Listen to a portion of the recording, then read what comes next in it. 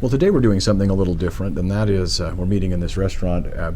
Normally, we will just have lunch with our guest and then go back to his office or mine, and then we'll make the interview. But because of the circumstances, we just have to do it all in one fell swoop. So today I have with me Zack Taylor. And so, Zack, before we begin, for those that may want to talk to you after the interview is over and utilize your services, why don't you give them your contact information and then just tell them briefly what you do? Sure. So my name is Zack Taylor. My phone number 213-784-1481. I also have a website that's lifesettlementoption.com. And so I am a life settlement broker. The easiest way to think of me is a real estate agent who sells your existing life insurance policy to a third-party investor. Okay. And so some people have heard of this, and others, this may be the first they have heard of it. So let's talk a little bit about that. Why would anybody want to sell his life insurance policy? Because obviously now that person doesn't have life insurance coverage anymore. So when does that become an appropriate thing to do, or a smart move for some people? Sure. So there's a number of different reasons why someone might sell their policy. In a lot of cases, a permanent life insurance policy has increasing costs of insurance. So it's possible those premiums might be just too expensive to afford. Maybe they were affordable when you started the policy. Now that you're in retirement, it's just too expensive to keep going. Your kids are growing up. You don't need the coverage anymore. If you don't pay your premium, you lose your entire contract. So by selling it, what we're trying to do is regain at least some, if not all, of what you've put into the policy to this point. Okay, so I don't know very little about this, so let's just assume that you were talking to me about this, and I'm in that situation where I either can't afford the coverage any longer, or I don't want the coverage. I've got more coverage than I think I need. Like you said, my kids are all grown; they're all fine. They've got their own life insurance. I can't, my wife or my spouse, whoever that might be, is covered. So I go, I don't want to pay for this anymore, and I've got other things I'd rather do with the money. Mm-hmm. So let's assume that I've got $500,000 in coverage, and it's a term policy. Okay. So what do you guys do? You don't. I assume you don't give me $500,000. You don't give me $500,000, do you? I probably have to sell at a discount to make it worth the investor's while. Correct. How does that work? So a lot of points that you hit on right there. A lot of people think of life insurance only as the death benefit. They don't really think about how much it costs to get there. When you're selling a term policy, it has to still be convertible.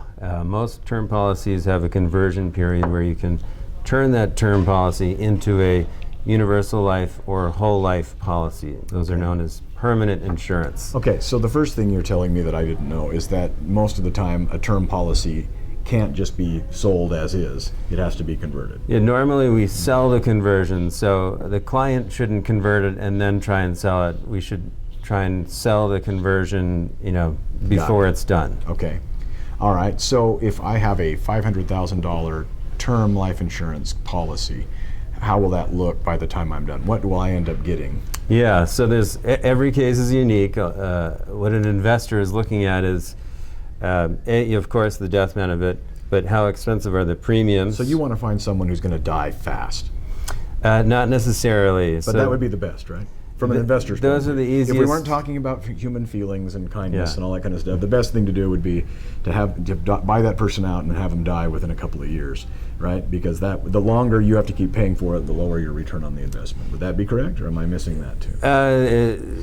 It's a big marketplace. It's a multi-billion-dollar marketplace, and these investors build portfolios. So yes, the cases where someone has a 2-year life expectancy, those are easy numbers to crunch, but it also means the investor has to pay a lot more in the settlement. True. So in a $500,000 policy, 2-year life expectancy, the investor might have to pay $300,000 or $400,000 up front in the settlement, and they also have to continue paying the premiums until that person passes away. Okay, so they may have a pretty decent margin, but it's not huge. It's not huge. In most cases. I guess every now and then you get lucky, and then every now and then you probably get burned. Right. Like any investment. I've been told by some investors, they're trying to solve for maybe an 8 to 12% annual return. Okay. So it's not nearly as bad as your credit card interest rates. Mm-hmm. For a lot of clients, it's saving an investment they're about to lose. In other cases, they just don't need the coverage anymore. The money is better invested somewhere else. Yeah, I can see how somebody's saying, I'm just going to lose my coverage. I've paid this thing for 20, 25 years, but I just can't pay it anymore. That's really a shame that I paid so much in and have nothing to show for it. Right. Now there's this option that may be available, like you say, to sell it, have them convert it to a universal life, and then give me a settlement less than what the face value is or the death benefit. Correct. And you're saying again, every case is different, but if we're dealing with this hypothetical 500,000, it could be around in the neighborhood of, and I'm going to die soon. And you look at the actuarial tables, and they figure I'm not going to last much longer, which may be one of the reasons I want to sell it. Yeah. Right? Is that I think, I can't hang on long enough before I die, but I want to make sure that I cash out. So I get about 300,000 or so. Yeah. So in that I realize scenario, you can't be held to it, but I'm just kind of. in that scenario, Maybe you can tell me this. Maybe like what percentage would I get generally? So if I've got 500,000 after all the costs of conversion and everything else, what would I end up with?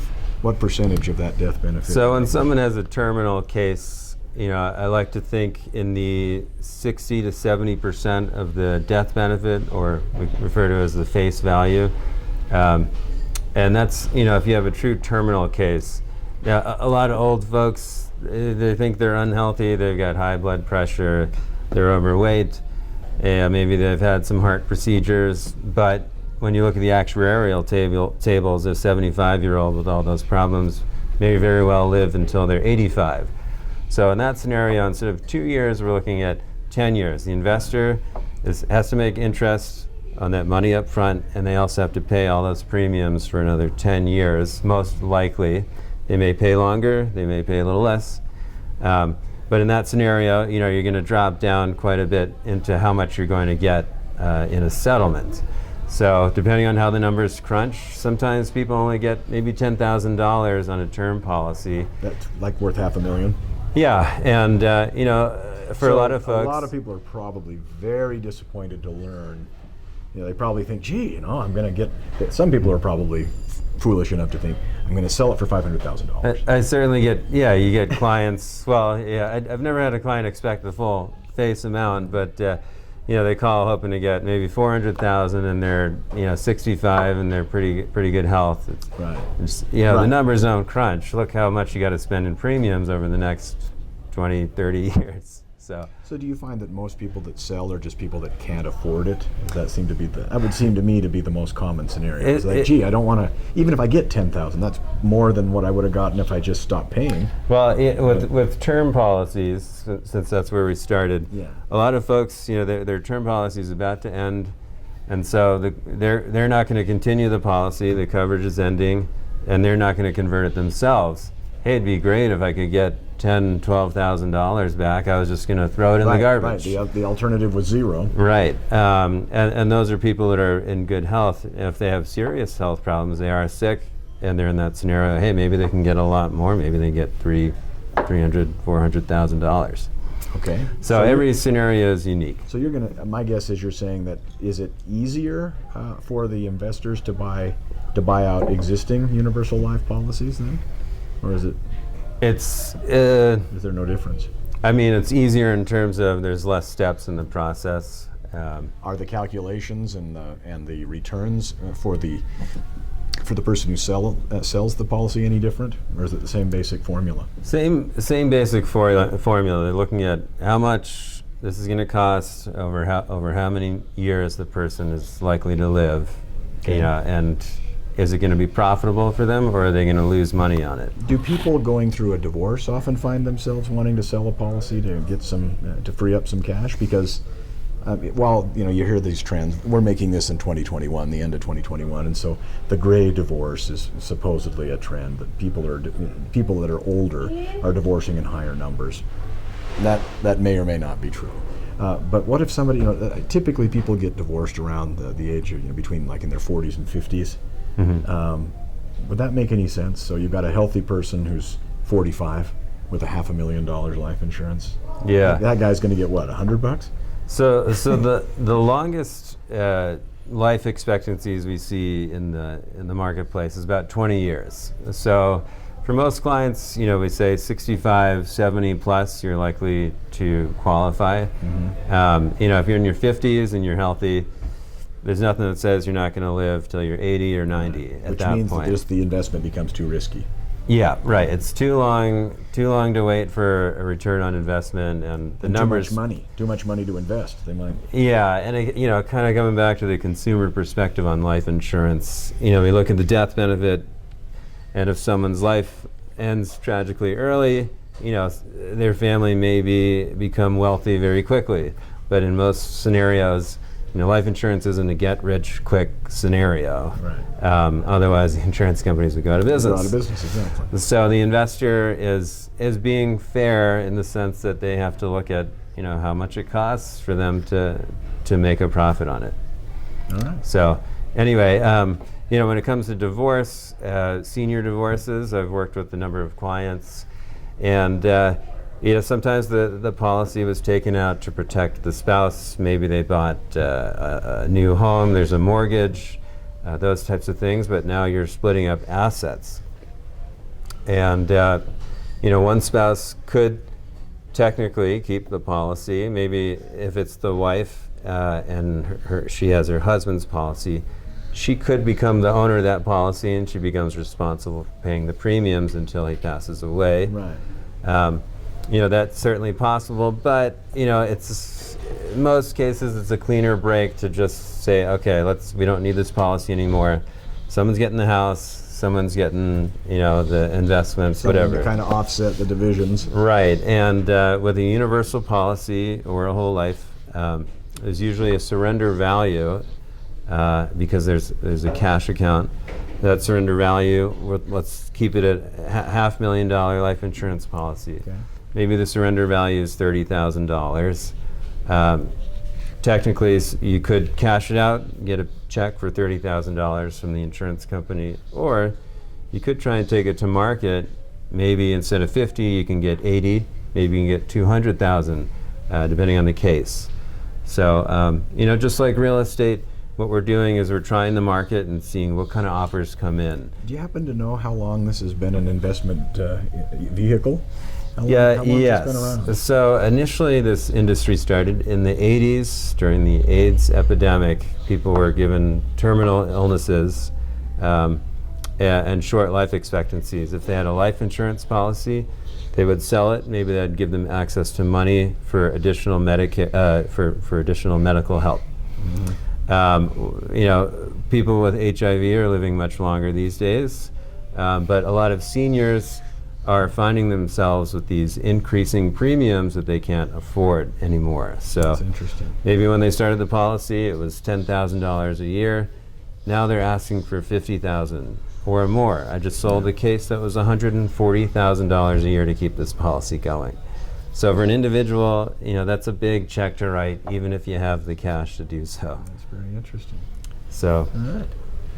Well, I find that very interesting, and thanks for telling us about the scenarios where where it would make sense for someone to do that, and where it makes sense for the investor. Mm-hmm. And so, sounds like it's pretty straightforward. All you have to do is just find your policy, and then find out if you've got it, if you've kept it current, and then they would and then a broker like you would then run the numbers. And do they have to? Is it like applying for insurance again? Do you have to get a blood test and things like that? No. So the way we need the last 5 years of medical records from your primary and any specialists like an oncologist or cardiologist. Mm-hmm. And that's what the underwriters use to compare with actuarial tables to figure out how many months and years you are likely to live.